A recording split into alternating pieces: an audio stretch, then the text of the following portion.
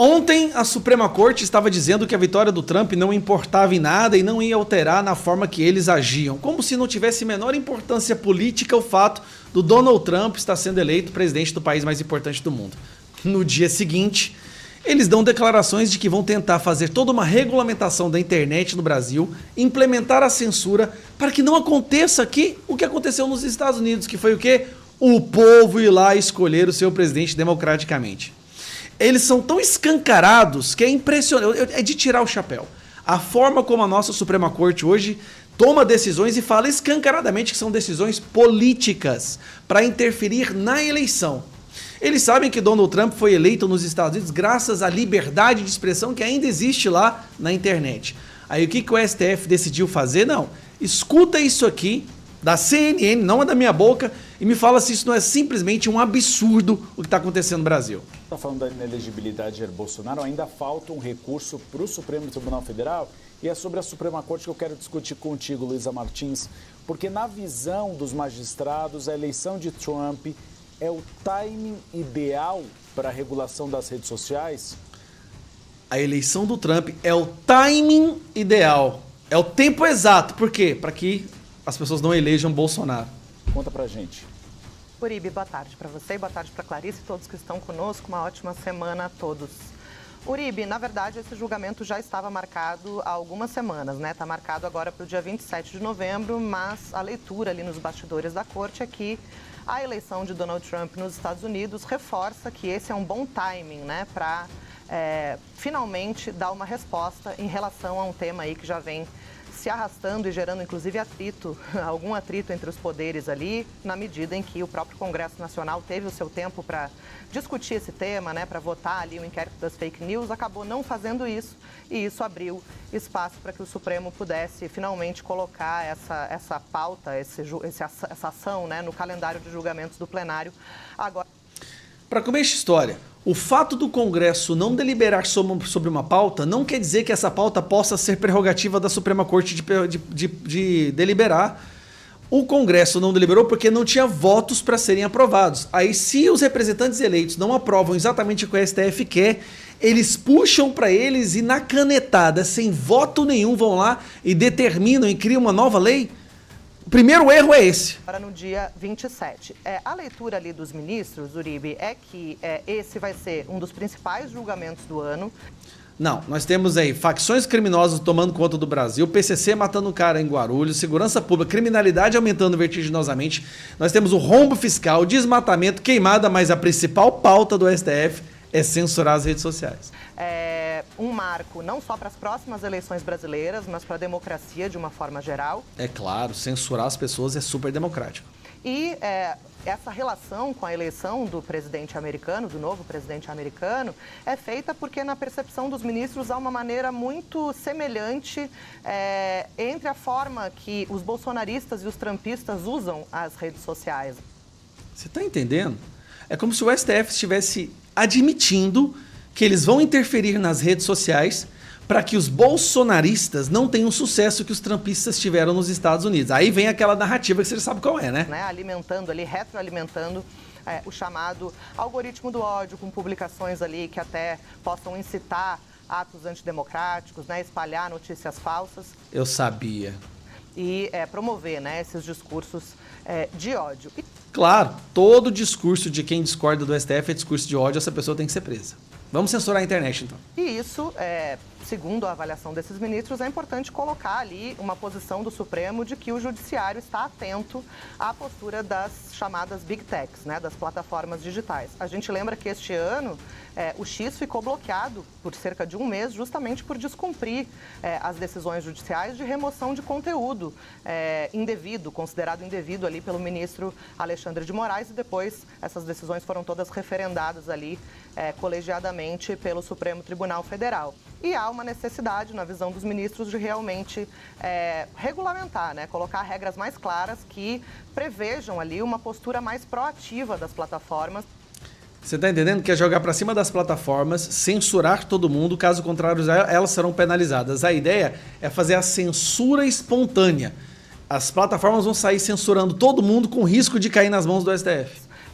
nessa questão da remoção de conteúdo indevido. A gente lembra também que esse ano, nas eleições de 2024, esse não chegou a ser um super problema, né? Houve ali uma avaliação de que as plataformas foram, de fato, mais colaborativas do que foram nas eleições de 2018, 2020 e 2022, por exemplo. Mas, ainda assim, a percepção é de que esse tema não perdeu o senso de urgência, que precisa, de fato, haver uma resposta da Corte em relação às regras, né? E qual deve ser a responsabilização das plataformas pelos conteúdos publicados por terceiros. Esse é o ponto principal da discussão, né? O artigo 19 do Marco Civil da Internet, que prevê que as plataformas só podem ser responsabilizadas se descumprirem ordens judiciais de remoção de conteúdo.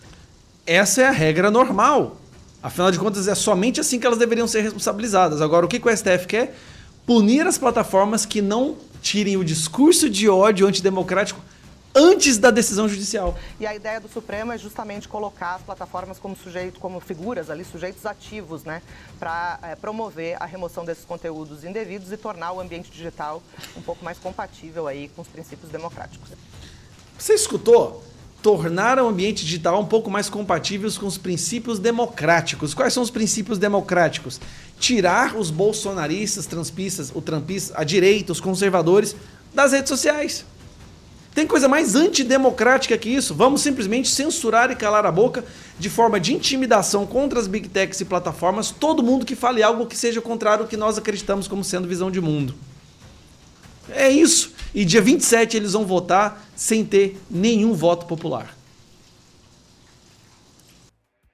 O do 8 de janeiro, que estava no Uruguai, volta ao Brasil e é preso.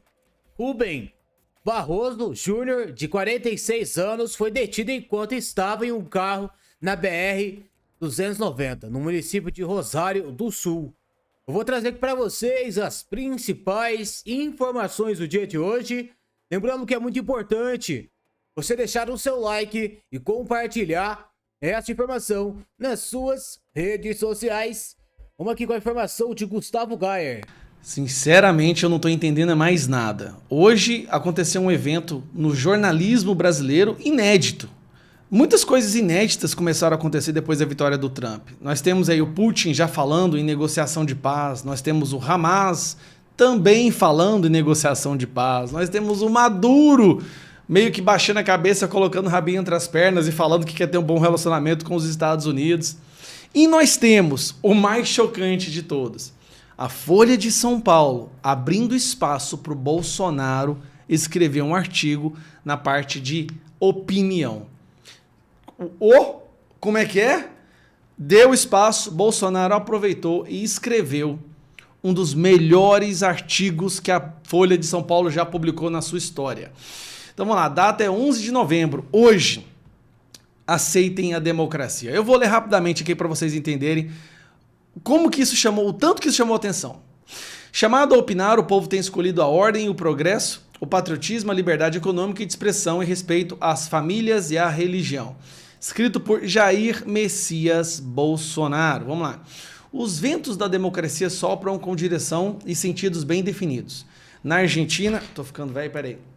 Melhorou. Na Argentina, no Brasil, nos Estados Unidos, a maioria dos eleitores escolhe candidatos, partidos e programas de direita. Alguns analistas e cientistas políticos poucos confortáveis com as soberanas decisões populares tentam apresentar muitos desses movimentos como se fosse uma guinada ao centro. Não é. Basta prestar atenção às propostas ultimamente aprovadas nas urnas. Nos lugares onde o povo tem sido chamado a opinar, a maioria escolhe a ordem, o desenvolvimento, o progresso, a liberdade econômica, a liberdade de expressão, o respeito à família, a religião, o patriotismo.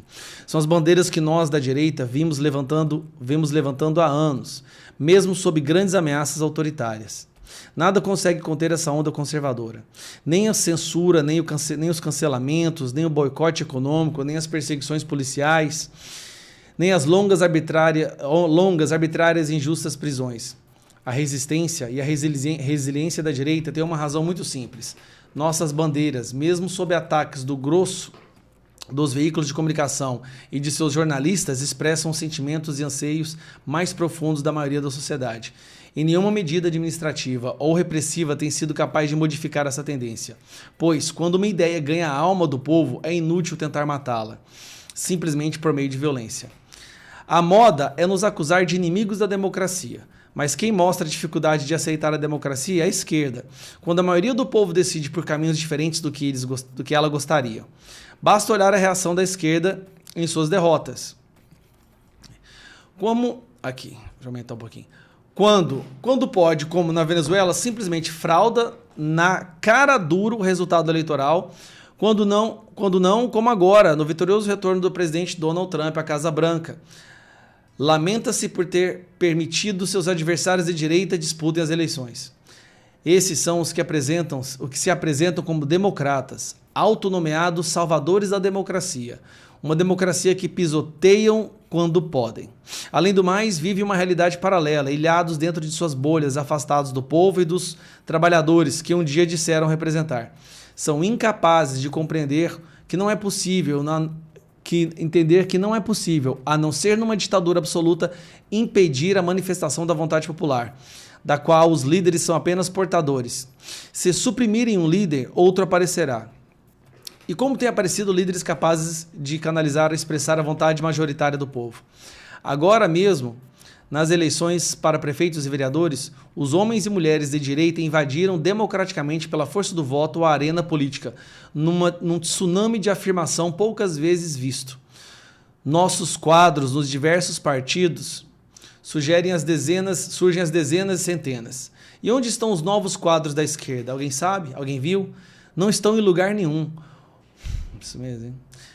Não estão em lugar nenhum. O cenário da esquerda é de envelhecimento e desolação.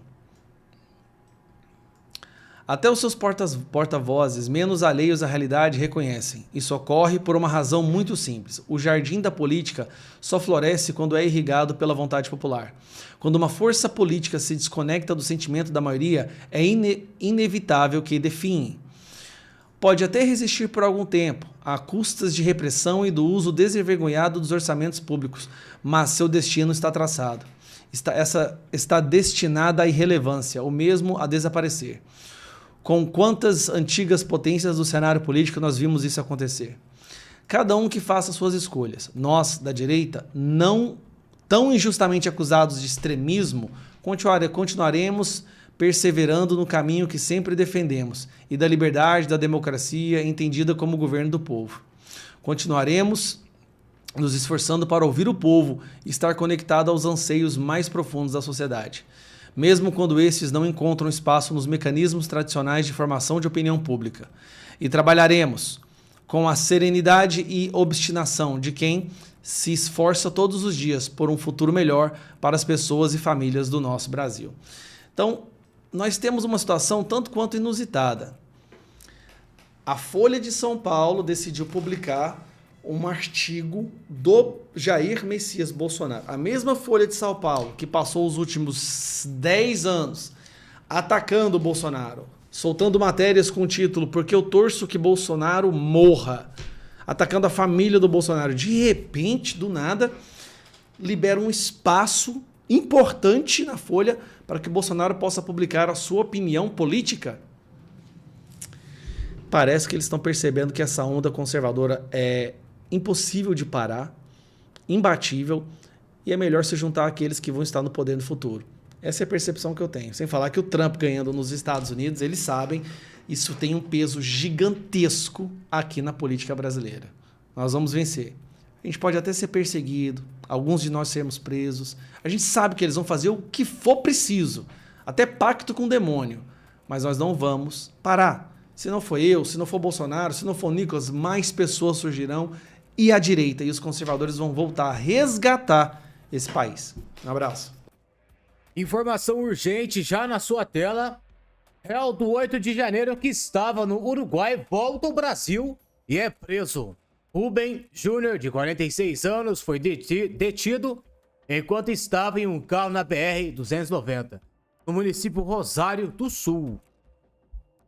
A Polícia Rodoviária Federal, a PRF, prendeu na noite desta sexta-feira, dia 8, um homem procurado pela Justiça por supostamente angariar fundos para a manifestação realizada em 8 de janeiro na Praça dos Três Poderes, em Brasília.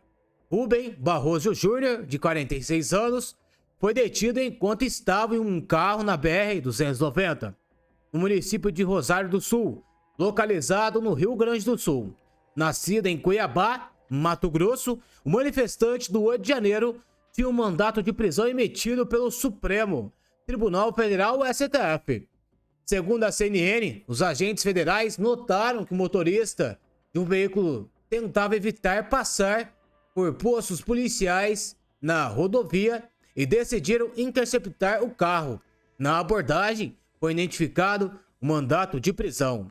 Nascido em Cuiabá, Mato Grosso, Rubem foi encaminhado à Polícia Judiciária em Rosário do Sul. Posteriormente, ele será transferido para um presídio, onde ficará à disposição da Justiça. O motorista, de nacionalidade uruguaia, foi liberado, enquanto o veículo com a placa do Distrito Federal foi apreendido devido ao licenciamento vencido. Aí, meus amigos, informações importantes e informações atualizadas do dia de hoje.